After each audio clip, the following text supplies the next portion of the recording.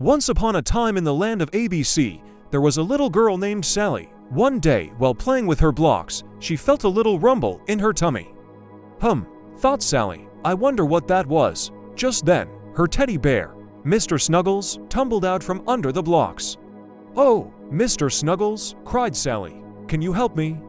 "I have a big question, of course, my dear," said Mr. Snuggles. "What is it? Why do I have to go oh when I want to go potty? And what is the O sound for?"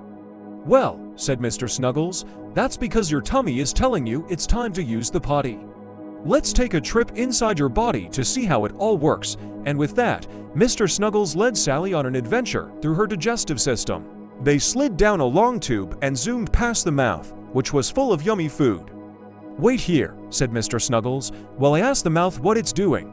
He came back and said, "The mouth is doing a great job of chewing and mixing this food with saliva to make it a yummy pudding, so it is ready to go down the tube into the stomach." Sally and Mr. Snuggles continued on until they heard some very loud growling sounds. "Good gracious," said Sally. "What was that?" "That must be the stomach," said Mr. Snuggles. "Let's go see what it's doing." They slid into the stomach, a big muscular bag that was sloshing back and forth. "Wow," said Sally. "It looks like the stomach is making yummy noises while it mixes the food with acids and digestive juices. It's turning the food into a liquid so it can go down this tube."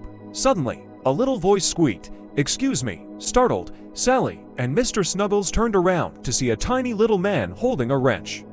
"Don't be scared," said the little man with a smile. "I'm the stomach's little helper. I help the stomach make yummy acids that help you digest your food." "It's true," said the stomach. "These acids help break down your food so your body can use it for energy." "You're welcome," said the little man.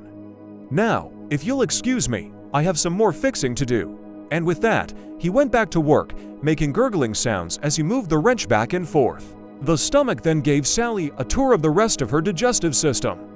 First, they went through the small intestine, where the walls were covered with tiny finger-like projections that absorbed all of the good stuff from the digested food and sent it into Sally's bloodstream. Next, they visited the large intestine, which absorbed water from the leftover food, making it into a nice, solid poop. Finally, they arrived at the rectum, where Sally's poop would be stored until it was time to go to the potty.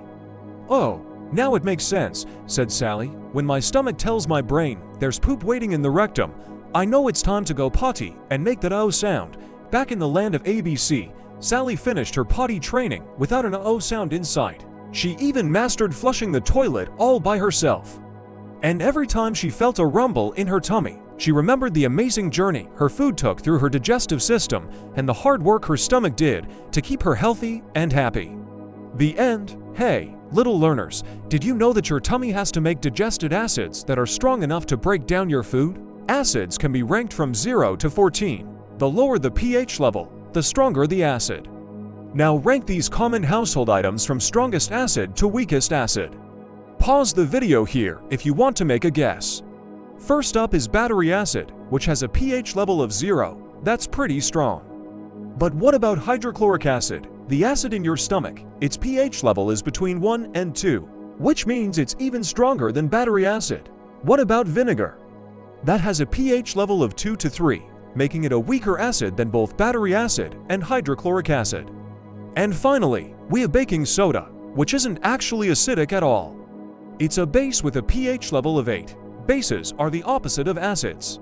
Can you think of any other common household items that are acids or bases? Write them in the comments below.